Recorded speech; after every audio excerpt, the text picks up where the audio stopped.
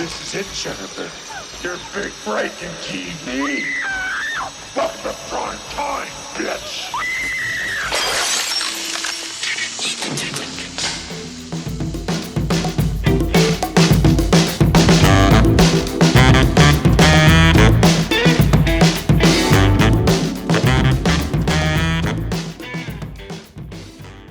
Hey, Katrina. Oh, hey, Katrina.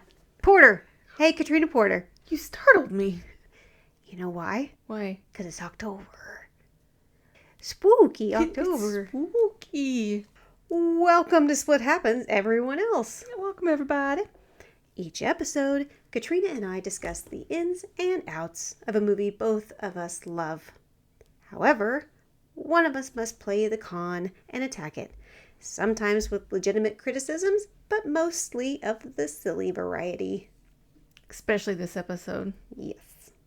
Our only rule is that the con only has to attack during the synopsis, and if they say anything positive at all, they incur a penalty and will have to say something nice about a movie they despise.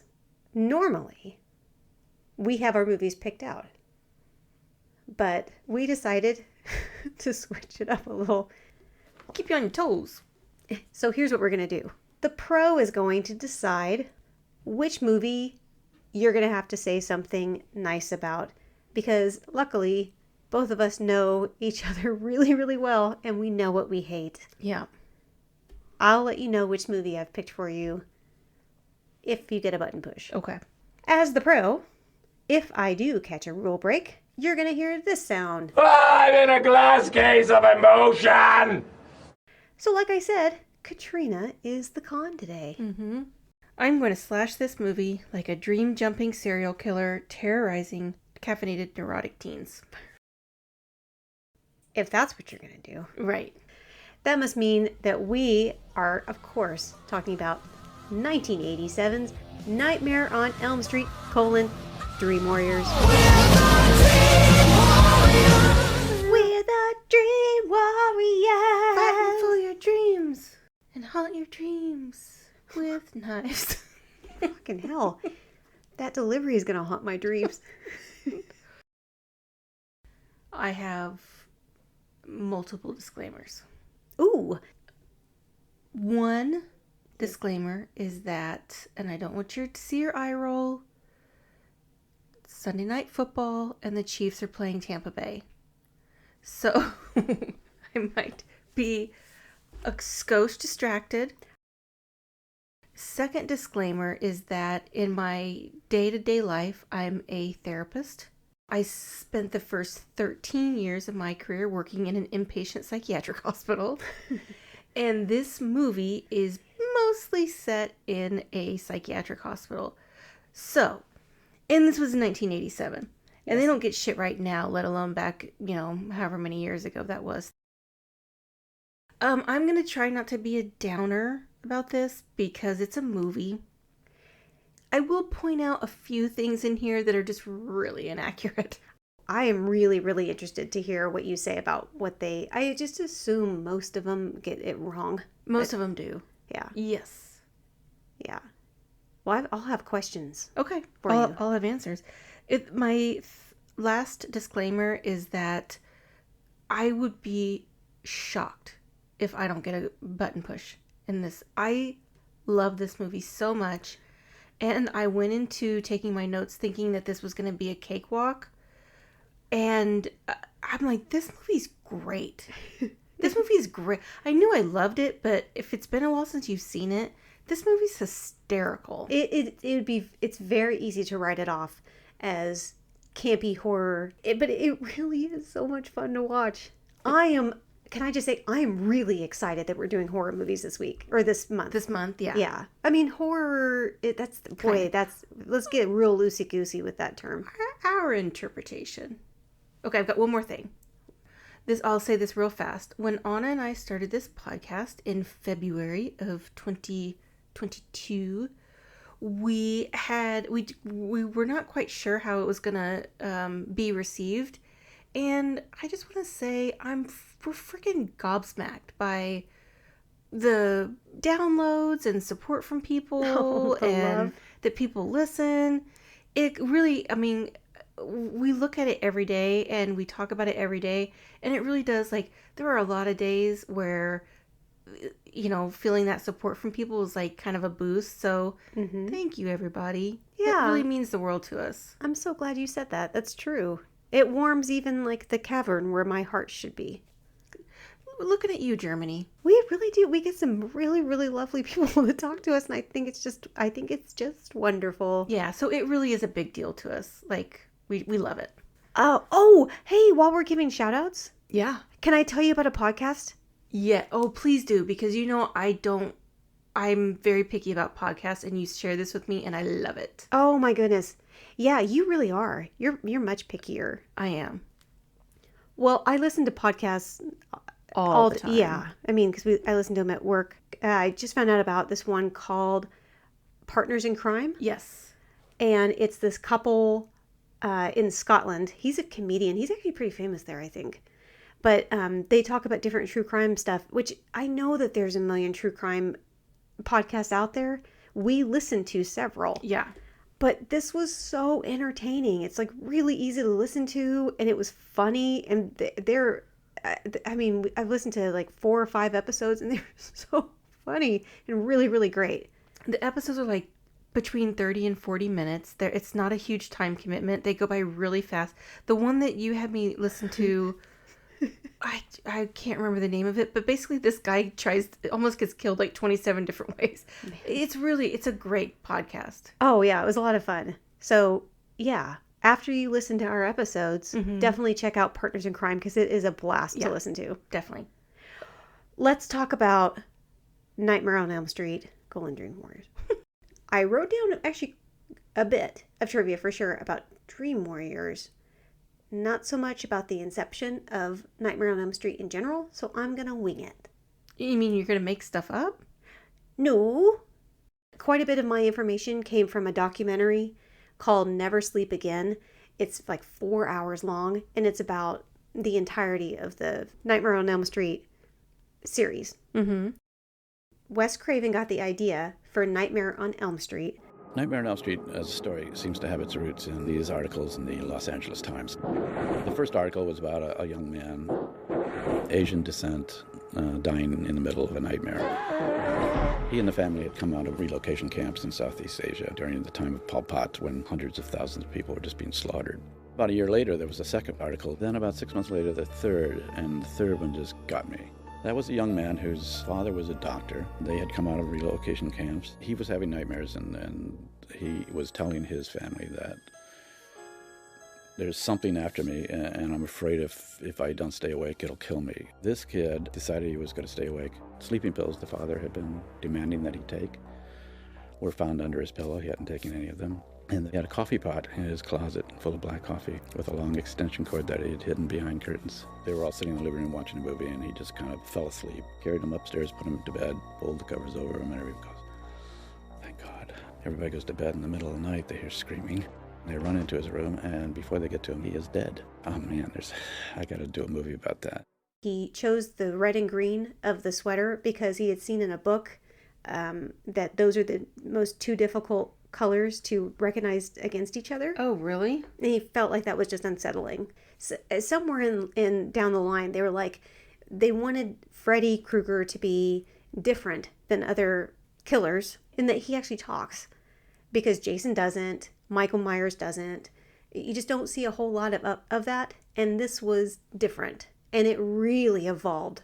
Like, especially and specifically, this movie was the turning point for the Nightmare on Elm Street series, because in 1 and 2 he's just kind of like ha, ha, ha, ha, right, like, kind he's of very punny in this.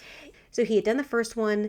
The guy that produced it, his name was Robert Shea, I believe, from New Line Cinema. Okay. This was the first movie. Nightmare on Elm Street was the first movie that New Line Cinema had done, and he had to mortgage basically everything. Everything was on the line for that movie. Wes Craven did not want to make a sequel. He kind of felt like this was a one and done type of thing.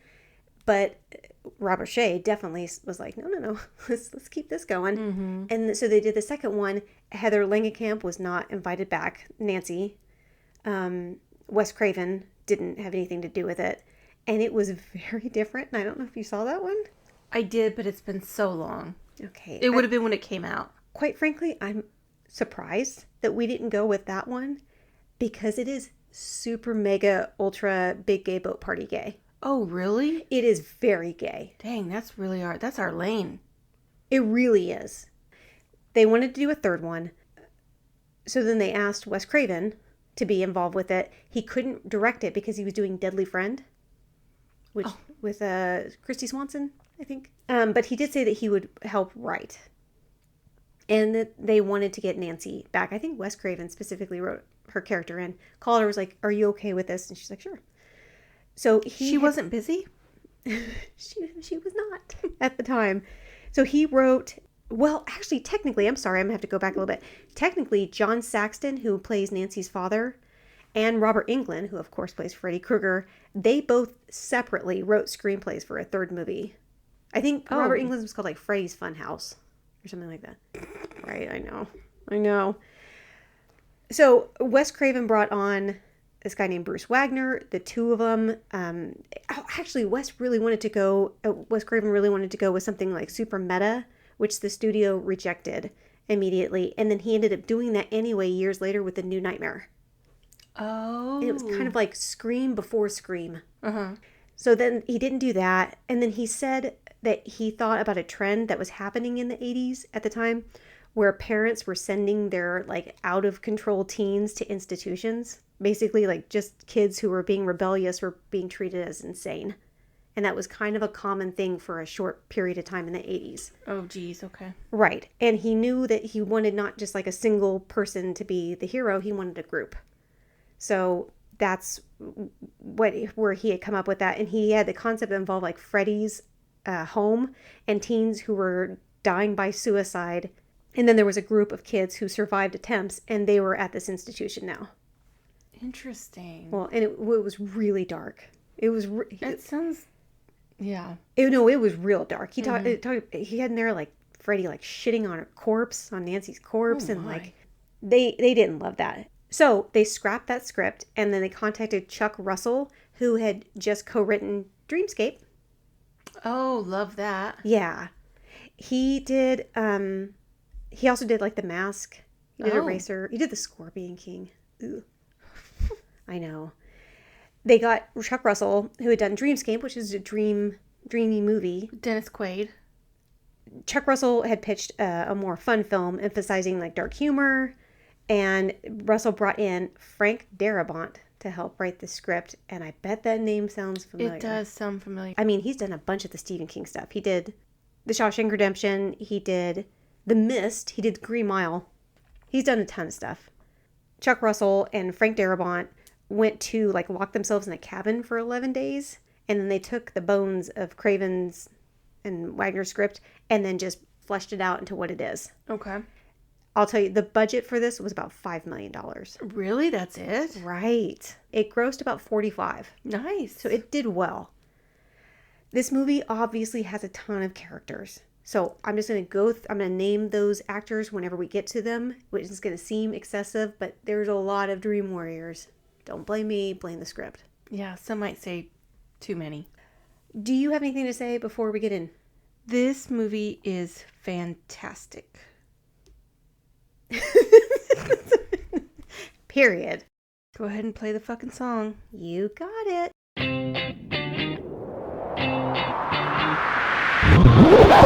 Let the games begin. Our movie begins with a quote. I hate poetry. It's a con. You sure? In the context of this movie.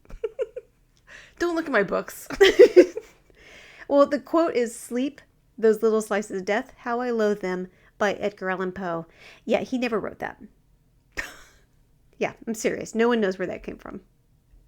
That was not their priority in that 11 days when they were in the cabin.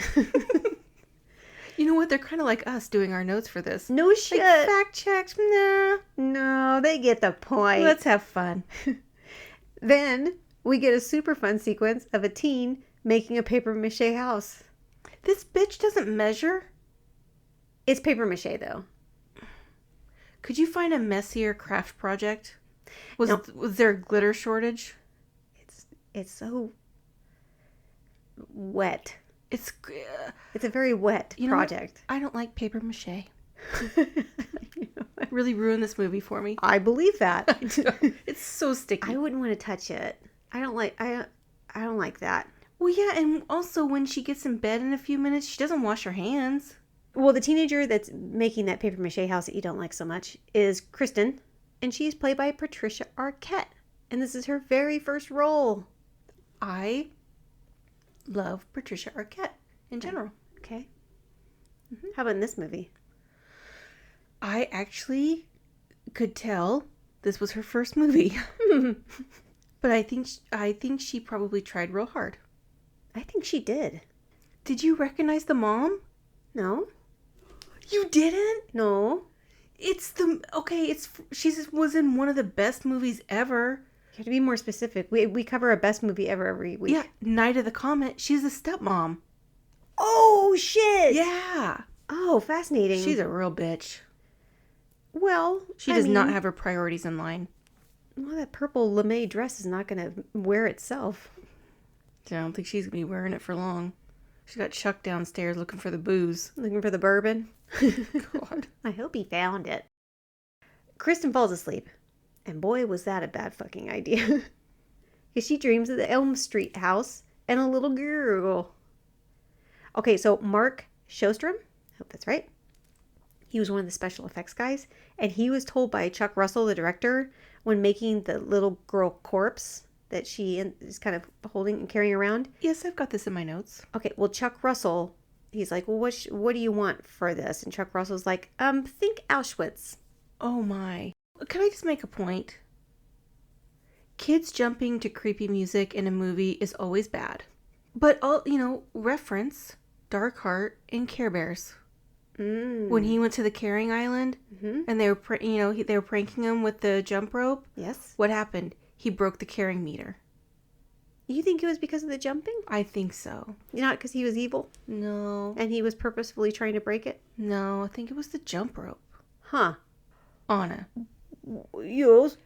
When P-Cat, as I call her, is running with this child, it is so ridiculous. You can clearly tell it's a dummy. I'm so sorry. What did you call her? P-Cat. P-Cat? Yeah. That is fantastic. Yeah, that's her name. Well, he did spend a really long time working on it. He did? Well, he did. And it was incredible looking. But they were like, what the absolute fuck? Because when they said think Auschwitz, he took that shit seriously because it was really goddamn disturbing. So they're like, oh. So then they asked the production guys like to just quickly throw together something not so traumatizing. So that's what they came up with. Freddie slashes one of Kristen's wrists, but Kristen's mom thinks that she did it herself. So off to Weston Hills Psychiatric Hospital she goes. I have in my notes a psych hospital scene. Let me stretch for this one. I'm going to get carpal tunnel. Take off your earrings. Right. Oh, God damn it.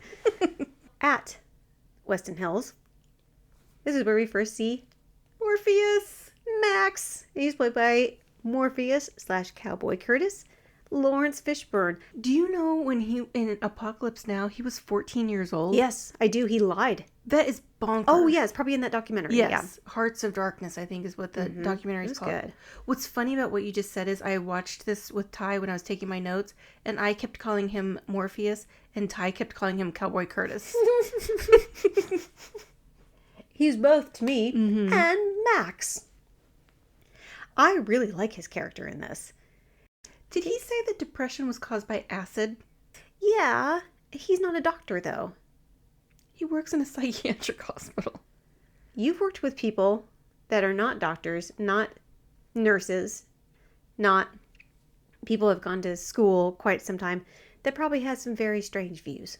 PSA, depression is not caused by acid. It's not? Cool ass dreams are caused by acid. I feel like you should clarify. You're talking about acid like the... Pew pew pew. Not the girl.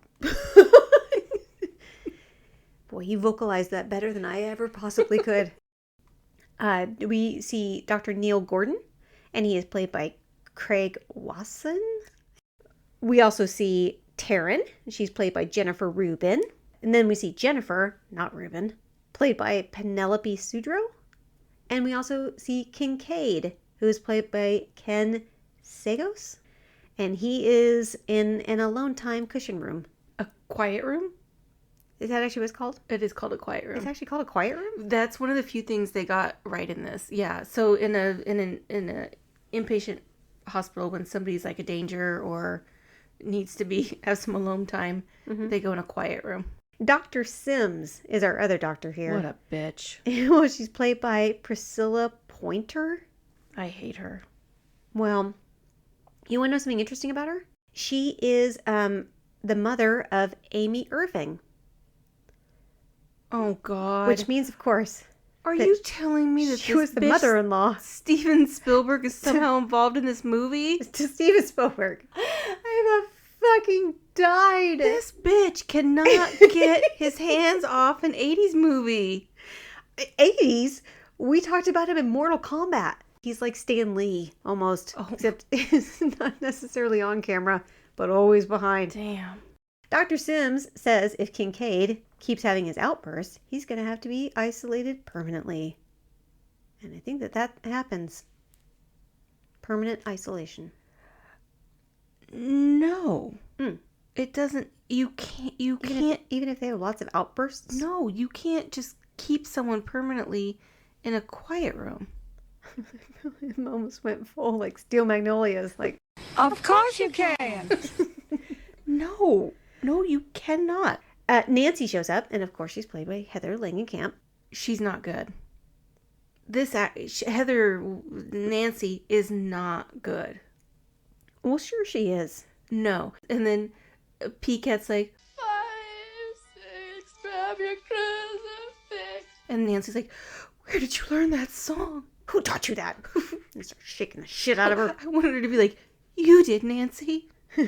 I learned it from watching you, okay? Next, we get Philip, and he is played by Bradley Gregg. I don't know what all he's done, but I can tell you for sure, I definitely recognized him from Stand By Me. He's one of the cronies. Yes. And I definitely recognized him from Indiana Jones' Last Crusade. He's in the beginning. He's the blonde with a hat. Yeah. He tells Nancy, welcome to the snake pit. And I read that snake pit was an actual like slang for mental hospitals. Kincaid makes his way out of the fluffy room. And I want to tell you about his audition.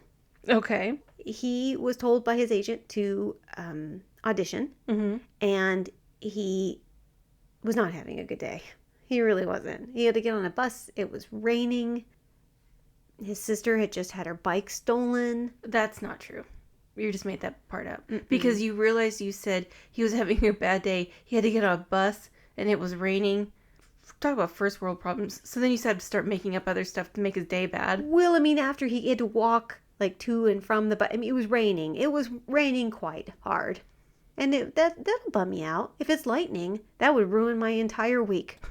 But you're scared of lightning. Yeah, that's why it would ruin my entire week. Maybe he is too. I don't know. But he showed up and then I think they were behind schedule, so it took hours for him to actually get in there. They're like, okay, well, just kind of wing it, is what they told him. So then he told the director, fuck you. Like started cursing him out. And they're like, this is our guy. He's good. This guy's good. Yeah. Whenever we need some intensity, just get that bitch on a bus and some rain. And next we get Joey, and he's played by Rodney Eastman. And he's got a thing for the hot nurse. And he's also mute-ish. Can we talk about Hypnocil? I think that's what the medication's called. Listen. Okay, I'm going to take a drink. You do your thing. Okay, so first of all... Is it real? I don't know, actually. When Nancy and the doctor are walking around outside, he's constantly touching her. Yes, he is. Which is very weird. Men do that sometimes. And why the hell is he looking at her medication? Because he's a doctor, and he just can't help himself. It's very rude. To look at somebody else's medication, even if it rolls out of their purse? Yes. I mean, I would, but I would try to be subtle about it. You would? Of course I would. But I'm a nosy bitch. Right. Well, he's a nosy bitch, too. Mm-hmm. Hypnocil. Like hypnotize? You don't know if it's real. It's not. You said you don't know if it's real or I not. remembered. Hypnocil. That sounds like the name brand. Hypnocil, come on. Hypnocil is not the generic. No. Nancy has the good money. You can tell by her blazers. Is this where a nun shows up? Well, first, Kristen falls asleep. And that's unfortunate. She sees a table with a roasted pig. And it's in the Elm Street house. And that was a real pig, by the way, that they roasted. Like, they didn't... It's not like your face says that they took a live pig and then it was like a suckling pig, probably. Which means a baby. Oh, God. Suckling pig means baby pig. You're making this worse. I'm so sorry. It was real, and then they just let it rot for several days, and they said that it smelled horrific. Oh my God, I bet. Kristen starts to get eaten by a giant Freddy Krueger snake. They made it very phallic, and they made it that way for a reason. And then once everybody started looking, they're like, you really can't make it so penisy. What was the reason? I think because it's Freddy, and that's just kind of his weird shit. He's a weird guy. He's weird. Mm-hmm. He's real weird. Yeah. And so, but they're like, no. So then they made it dark and like threw some slime on it. And I'm like, it still is a dick, you guys. Kristen is able to pull Nancy in and out of her dream. And that's good. That's going to be useful later. Mm-hmm. Group therapy time. And we get to meet our last of our dream warriors. And it's Will. And he's played by Ira Hayden. He's in a wheelchair after a jumping suicide attempt. We find out that the character Jennifer wants to be an actress, and that Taryn is an addict, and Kincaid has a little bit of an attitude, and that Dr. Sims thinks, despite the fact that all these kids have dreamt of Freddy Krueger, that their dreams are just guilt from moral conflicts and overt sexuality. Is that true? No. That's not what dreams are? No. There's books and books and books about what dreams are. Like? You want the name of a book? Mm-hmm.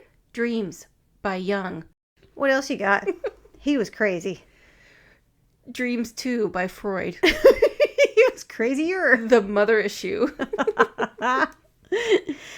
Dr. Sims is an asshole. She sucks. How can you say that about Steven Spielberg's mother-in-law? Former. She's awful. Do you think that's why they got divorced? It's because of Kate Capshaw, let's be real. Well, can we go back for a second? Sure. If Nancy's able to pop in and out of people's dreams, why isn't she going into Jason Patrick's? Okay, well, that's not her choice. It's Kristen. Kristen is the one that's able to pull people in and out of her dreams. No. Yes, it is. Nope. Nope. Because she asked her, like, have you always had this talent? And she's like, I used to do that with my dad. Okay. So, rewind. If PCAT has the ability to pull people in and out of her dreams, why doesn't she choose Jason Patrick? She did. He's in this. It was just cut. They didn't have time. They needed more time for the penis snake. It's night time, and it's time for some sleep killing. And Philip is up first, and Freddy turns him into a marionette doll with his tendons as strings. Gross. And he sends him out of a window to his death. Whoa. Yes? Pause. This fucking nurse doesn't notice someone walking by like a marionette, and where is all the goddamn staff? They set it up earlier. He's a sleepwalker. He does it all the time. You call him Walker. Right, you don't let them do that, though. What if he had roommates named Texas Ranger? Like Texas and Ranger. And his name was Walker? Yeah. I think you're trying to distract me from the glaring problem that there are no staff and this nurse doesn't notice somebody walking by. Clearly not okay. She just ignored. She's like, Walker's up to his old walking tricks. And the other staff were like, BRB, I have to go poop. She's like, oh, he's just up to his old tricks. I hope he doesn't stumble out a window. Yeah, I mean, what are the chances of that happening? In this, 100%. 1 for 1. Hey, guess what? Group therapy time. These are the worst therapists ever. He's like, it's a weak... When they're talking about suicide, they're like, it's weakness and cowardly. He's the doctor. Yes. Not a therapist. He's running group therapy. Mm-hmm. As a consultant. I think he's a psychologist. So he's probably a PhD. Okay. So he can't prescribe medication, but he's a doctor of psychology. So no wonder he was checking out Nancy's Hypnocil. He was curious. Can we go back to this, though, where he talks about depression and suicide being cowardly and, check my notes, a weakness? Curious like a cat. Meow.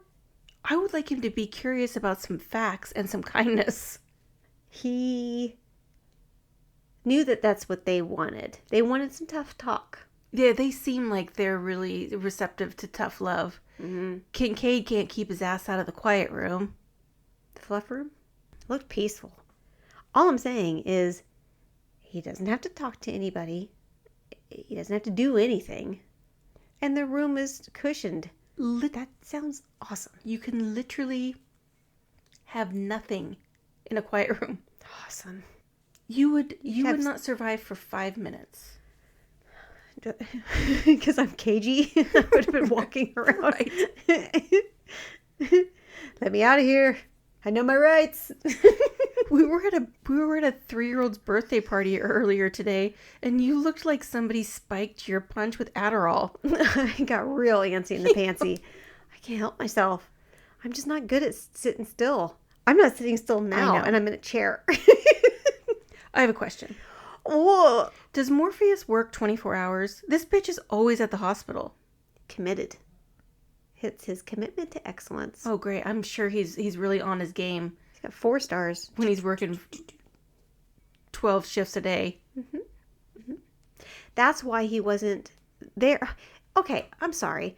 So he's either there all the time or not there at all when, Walker takes a walk. Like, what do you want? You can't have it both ways. He's either not enough there or there too much.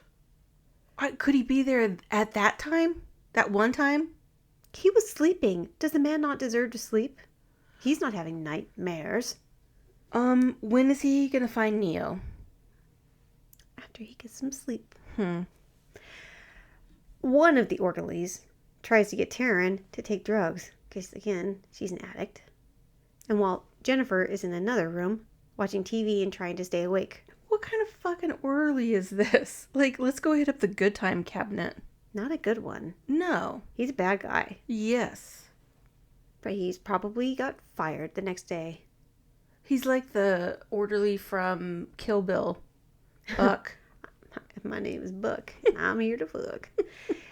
Maybe, that's why they keep getting these guys. They can't keep orderlies. They're trying. Not all of them can be Max. Jennifer, she had said that she wanted to be an actress, like I said, and she accidentally falls asleep while she's watching the Dick Cavett show. Whoop, whoop, whoop, whoop, whoop, whoop, whoop, whoop. Whoa. When she's in there, Morpheus pops in, doing his 15-minute rounds, which you have to chart on every patient every 15 minutes in that type of hospital. Mm-hmm. And she's like, just give me some more time in here. And he goes, okay, I never saw you. Never saw her. He knew that that's what she needed in that moment. Well, his charting was false. Boom. Should I report him? Yes. Jennifer falls asleep watching the Dick Cavett show, where Zsa Zsa Gabor is being interviewed. Not Zsa Zsa. Well, let me tell you, Dick Cavett, they're like, who do you want? And like, without hesitation, he's like, Zsa Zsa Gabor. I'm like, why? It's like, I just think she's the dumbest person in the world. Oh. And if there's somebody I want to see get killed by Freddy Krueger, it's her. Dick Cavett said that? Yes. That's not nice.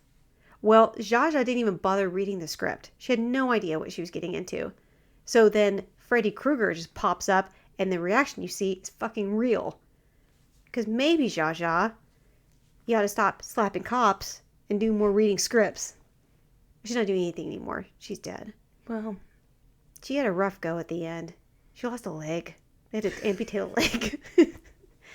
I don't think it was from slapping the cop, though. I didn't read the whole article, but I do know she slapped a cop, she lost a leg, she died.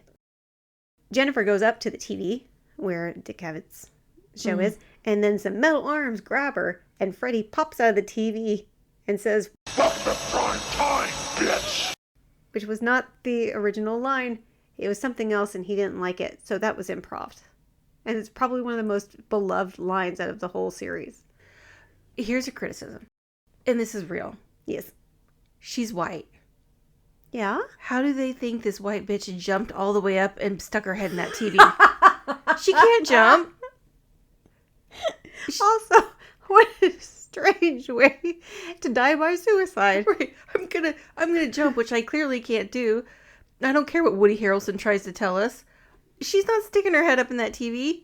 She's just, they find her just head in Just TV, hanging out like there. 3 feet off of the ground. That reminds me of, it's like a Mystery Men. It's like, That's right. The police said it was an accident. He'd come home late one night and fell down an elevator shaft onto some bullets. You know, I've always suspected a bit of foul play. As have I. we're going to need a funeral because a couple of kids have died.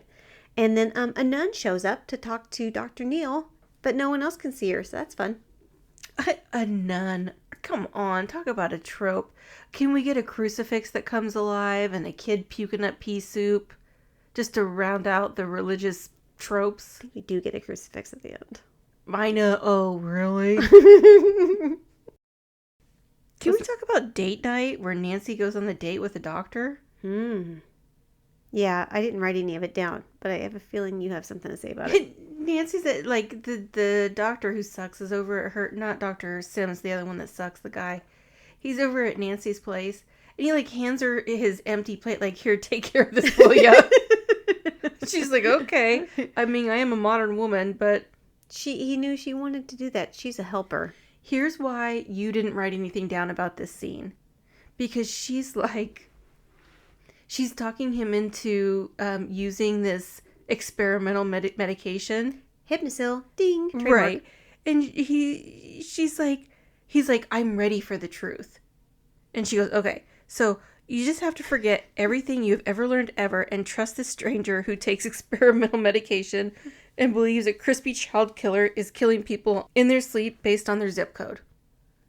And he's like, okay. Sounds logical. Right. He's like, I'm ready for the truth. I'm so disappointed that Max didn't be like, I have something to say. Here's the blue pill. What if I told you? She literally starts out with, you just have to forget everything you ever knew. Yeah. And Gotta he's like, forget all that shit. Am I going to get boned? Yes. Group therapy time. Oh, God. Nancy clues the kids in to who Freddy Krueger is and why he's targeting these kids in particular. Because, like you said, unfortunately, they are in the wrong zip code.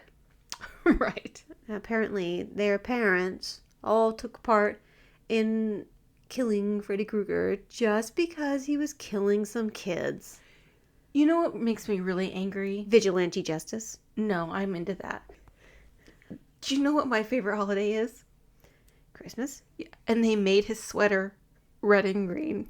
There's a reason. Did I already say it? Yes, Red they're and trying to green. ruin Christmas. These people are the worst. It's not red and green's tough for the eyes. It's tough on the eyes. I was trying to understand Freddy until that. Until you realize that it's not about Christmas. Yeah, he's trying to ruin Christmas. Oh my God, wouldn't it have been amazing if you would have seen like a flashback of Freddy Krueger and you found out that he actually had like a Christmas tree or something on his sweater? And that just got burned off. Nancy tells the the teenagers, that they all have special gifts that they can use in their sleep to fight Freddy Krueger. That's cool. Then they try group hypnosis, and in sleep, Joey is seduced by the hot nurse. Originally, they wanted the nurse to have like Freddy Krueger's head, but then like the rest of it, like her body. And people you can see it in the documentary. People are like, oh, nobody wants to see that. Not nobody. That's too much. So they did away with that. But if you're a heterosexual guy, death by titties doesn't sound like it'd be that bad, right? No, definitely not. Definitely not. Like the one guy, in my dreams, I'm the wizard master. And Kincaid's basically like, in my dreams, I break shit. Yeah, I'm with them. I like to break. Actually, I don't. I don't You like to do break not. things at all. What are you I'm talking really about? nervous. You're getting anxious right now. I'm doing a lot of this. This is more in sign language, and I'm just doing more. But no, not more. No. You see this? No more. Thank you. Yeah, he did the Wizard Master. He actually was really comfortable with his role because he was super into Dungeons and Dragons, that actor. He was excited to play it. The other kids show off their special talents in their sleep, and I think that's when we get Terrence. It's actually my favorite line of the whole movie. Because Taryn is like punk. She's the drug addict, and she has like a punk look or whatever. And she goes, "In my dreams, I'm beautiful and bad." Wait, but don't they go back? They go into the dreams again later, right? They do. Okay. The group hypnosis does not go great, and Dr. Neil and Nancy are fired. Okay, but then you see him like taking his stuff out to his car, and a box drops, and there are pictures of the patients. Yeah. Did they not have fucking HIPAA back then? No, with him. I mean, his pictures with him hanging out. They were just hanging out. Yeah, They were hanging out. They're probably doing group therapy outside. Gather round, children. You don't take pictures of your patients. Why? They were out by a tree. It looked like a good place for a picture. Confidentiality. 1. Mm-hmm.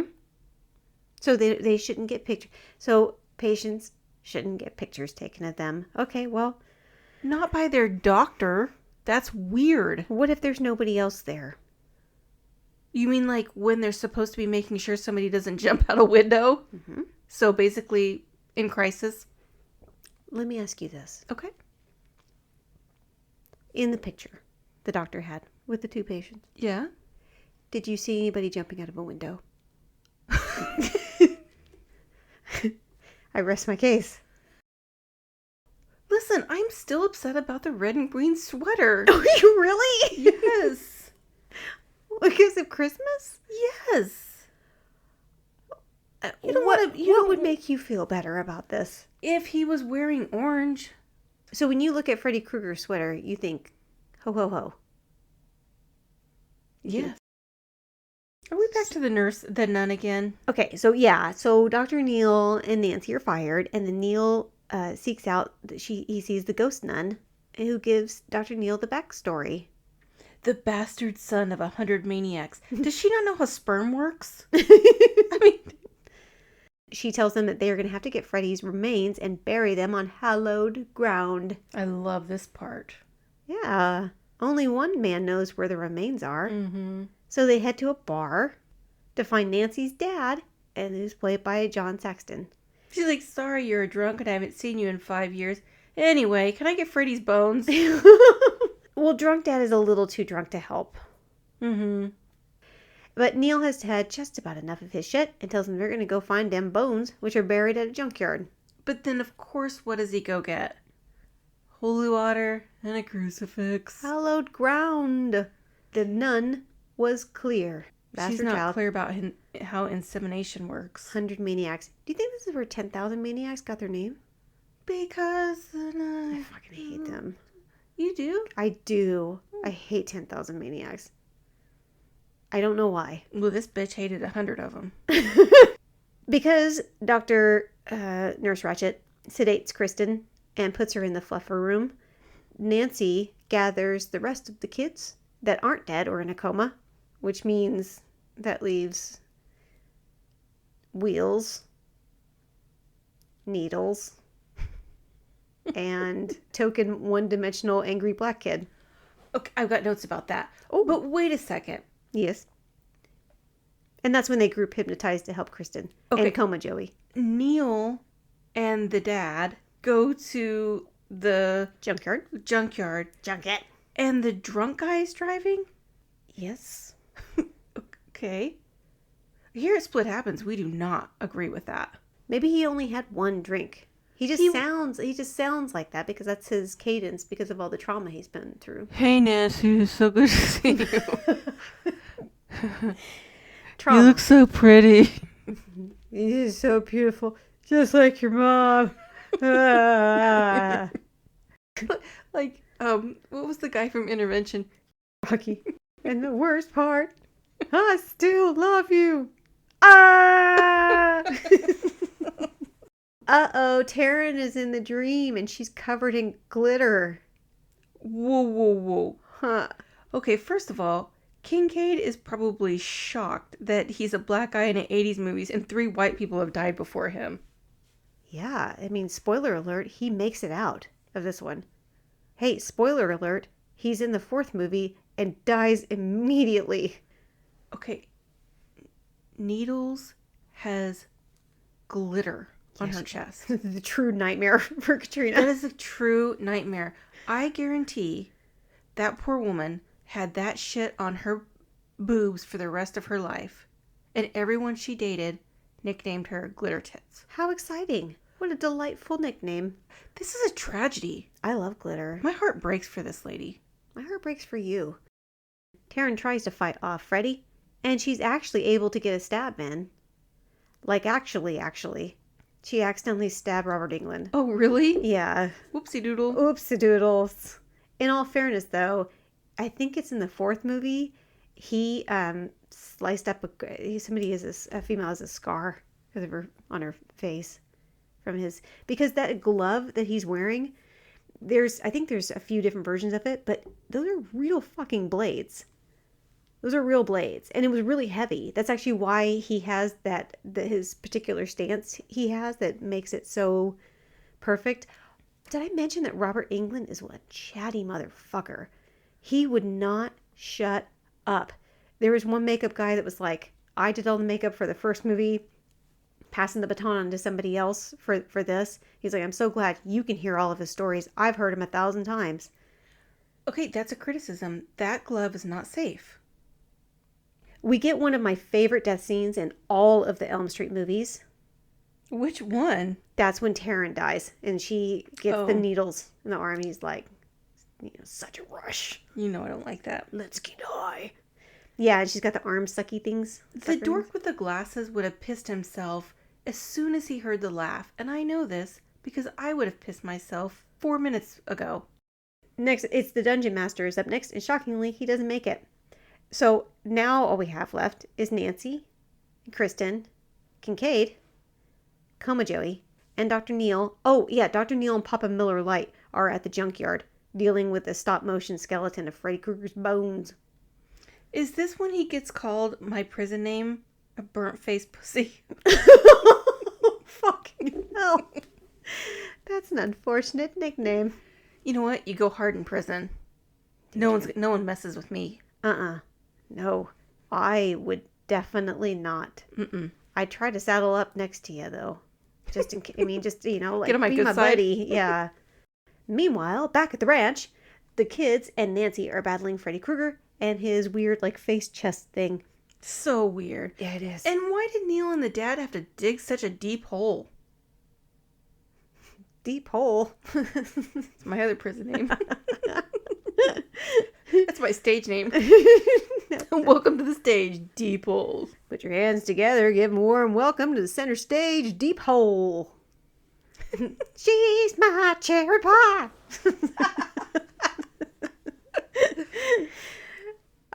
Okay, well, so they're all in a hall of mirrors, and they're getting snatched. Not in a good way, but snatched up. And luckily, Joey finds his dream power, and he screams the mirrors apart.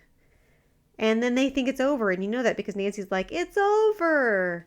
But Freddy is just fucking with them, and Freddy straight up murders Nancy, bitch slaps Kristen. Back at the junkyard, Dr. Neil is killing Freddy Krueger with holy water and a cross. We end with the funeral for Nancy, and a realization for Dr. Neil, because the ghost nun was Freddy Krueger's mother. Fucking face crack. What? She was the one that had the encounter with the 100 maniacs. Yeah. And we think it's done, and then a little light pops on in the Elm Street paper mache house. Smells like a sequel. Oh, and then we end with a badass song from Dawkins.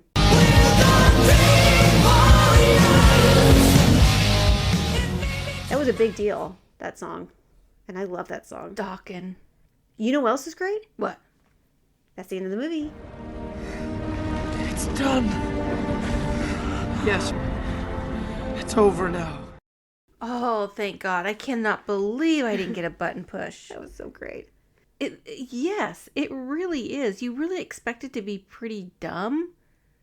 This one shows up as either number 1 or number 2 almost always in like the ranking of the Nightmare on Elm Street movies. It has some of the Freddy pun type stuff that's like kind of starting to move that direction, but it hasn't gone like full like funny stuff. Like, because he definitely went that direction. He almost went like the Crypt Keeper from Tales from the Crypt, where it's like it's just a constant pun one after another. Yeah. And this was that really great in between. This movie is fantastic. Yes. And I absolutely cannot wait to do the rest of our movies. Our Halloween movies. Mm-hmm. Guess what? Are we gonna say what our next one is? Well, we'll say what our next one is. Okay. We recorded Poltergeist a long time ago. Cursed. And I was sick. Anna was grumpy. Mm-hmm. And it wasn't good. And you know what? We're not going to give you people crap. No, we're not. So we're gonna release a new one. Yeah, we're gonna do it again. Luckily, I don't remember shit from that, so I plan to just get shit faced, and I'm gonna be surprised by everything all over again. The other exciting thing is that we are going to release 5 episodes this month. We're gonna have a special episode release on Halloween, and we're not gonna tell you what it is, but I'll give you a clue. Ooh. Don't give a clue. You'll love it. That's quite a clue. Titties. You know what? We do a lot of 80s movies, so titties can be practically fucking anything. Yep. If you have any questions or want to reach out to us and just chitter chat, please get a hold of us. We love, love, love talking to people. You can get a hold of us very easily. We are at Split Happens Pod on all of the socials, and splithappenspod.com is our website. Easy peasy. This was amazing. I cannot wait to record our next one. Bye, everybody. Bye, everybody.